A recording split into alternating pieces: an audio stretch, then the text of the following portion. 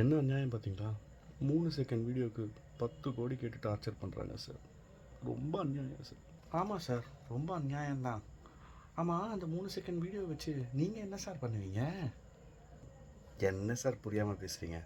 அந்த 3 செகண்ட் வீடியோவை ஓடிடியில் விற்று 30 கோடி வாங்கிப்போம் சார். என்ன சார் பிஸ்னஸ் ட்ரிக்கு தெரியாமல் பேசுகிறீங்க? நல்ல ஐடியாவாக இருக்கே. 30 கோடியா? ஆமாம், அதை வச்சு அவன் என்ன பண்ணுவான்? அவன் சப்ஸ்கிரைபர்ஸ் தலையில் கட்டி அவன் ஒரு 100 கோடி ப்ராஃபிட் எடுத்துருவான் சார். எப்படி? இதில் யார் முட்டாள்னே தெரியலையே. எல்லோரும் காசு தான் பார்க்குறானுங்க. அது ஓகே. இத்தனை நாள் விட்டுட்டு ரிலீஸுக்கு 2 நாளுக்கு முன்னாடி ஏன் சார் இப்படி போஸ்ட்டை போட்டு கதறீங்க? அதுவும் காதம்பரியை வச்சு. புரியலையே. இதில் ஏதாவது உள்குத்து இருக்கா? எந்த சார் ஒன்றுமே புரியாத பச்சை குழந்தையா இருக்கீங்க. இப்போது ஒரு கான்ட்ரவர்சியை க்ரியேட் பண்ண தானே சார் அந்த நிறைய பேர் பார்ப்பாங்க, நிறைய ஸ்ட்ரீமிங் வரும், இன்னும் காசு வரும்.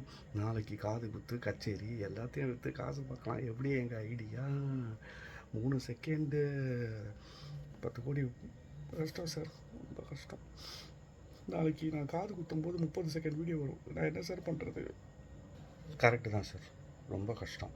சரி, இந்த கல்யாண கேசட்டை விற்று காசு எப்படி பார்க்குறதுன்ற ட்ரிக்கை எங்களுக்கும் சொல்லி கொடுத்தீங்கன்னா, எங்கள் கேசட்லாம் சும்மா தான் கிடக்குது, விற்று கொஞ்சம் காசு பார்ப்போம்.